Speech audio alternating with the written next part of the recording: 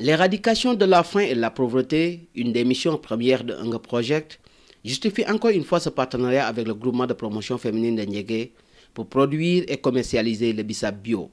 Une occasion pour ces femmes de s'investir dans des activités agricoles génératrices de revenus. Cependant, ce projet bissap bio est une nouvelle expérience agricole qui demande de nouvelles pratiques.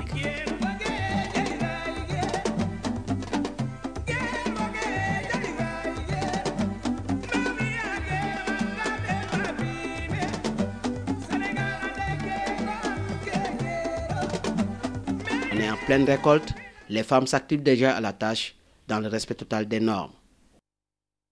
Contrairement aux pratiques anciennes, la récolte du bissap bio se fait avec un couteau.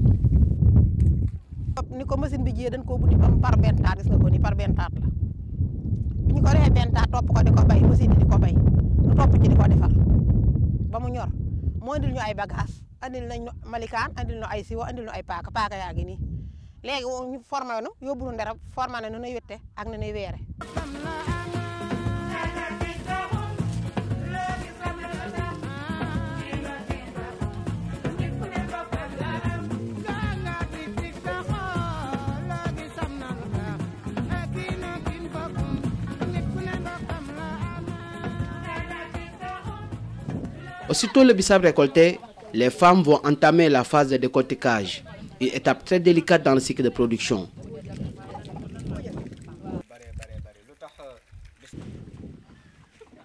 Le calice et la graine doivent être séparés soigneusement et sans dommage jusqu'au séchage.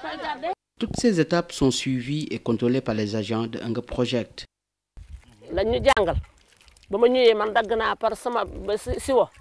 sama paaka laa jël képpati teg ci sama siwo ba mu fees ma ñëw xool li def ci sama siwo nga kuppati ko nii ndànk ba mu sell nga bañ a yóbbu ñam bi. Sécher le bissap sous l'ombre et dans un endroit couvert est une des normes de traitement du bissap bio.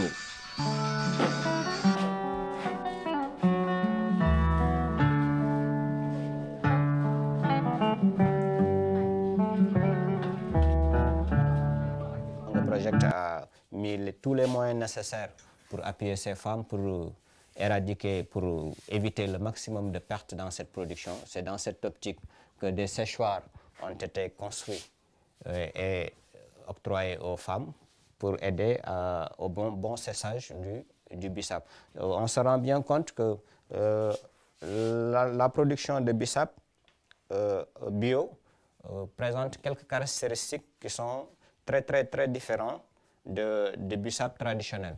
Donc il y a une technique à appliquer dans la récolte et maintenant au niveau du séchage et du décortiquage, on voit bien que les calices sont entiers.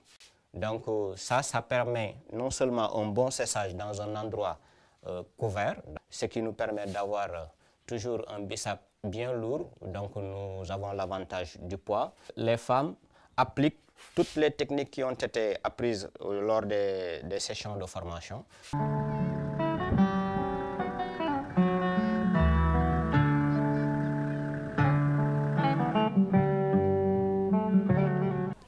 Ici, nous sommes à Mbadjé. À l'instar des femmes de Ndiégué, le groupement Sop Mam Diarra n'est pas laissé en rade dans cette première expérience.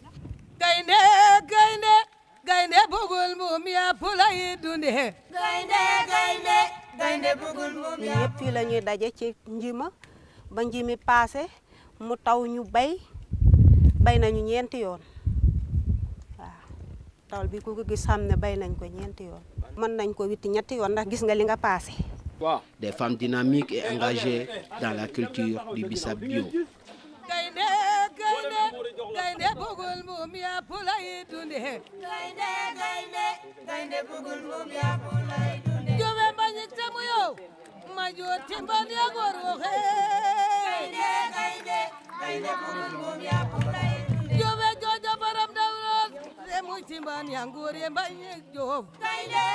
À l'arrivée, on a la graine pour les semences, du calice bien conditionné et mis en sac.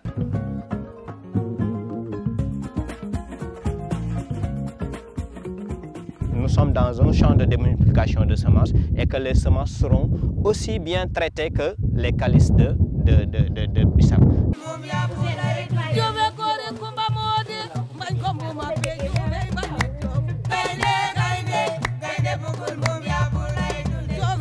laa koy def ci guddi xam nga guddi dafa bari doole te luy dem ci biiram pax la dafay war a sel te sel la laaj ma daal di def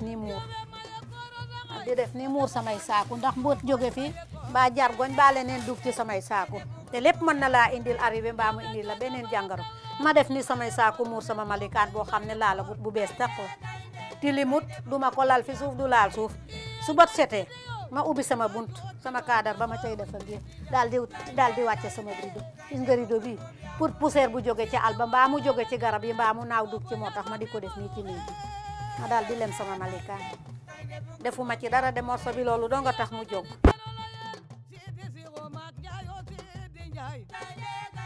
koom-koom la njëriñ la te nun dematunu Ndakaaru bokkuñu ci nuy footaani fii donc la nuy yem yenu sunu si yi dem altu ndàngal ma suñu la defalee mu sa njëriñ kay nga yem fii ñu tegale say jumtukaay yëpp ndax gis nga yëpp taseer yëpp ametel ma koo jox ak kirinting yi ak sama malikaan ak samay paaka ak samay siw xam nga ku la def nii jàppale la pour dog na koom-koom dëkk ci sa dëkk.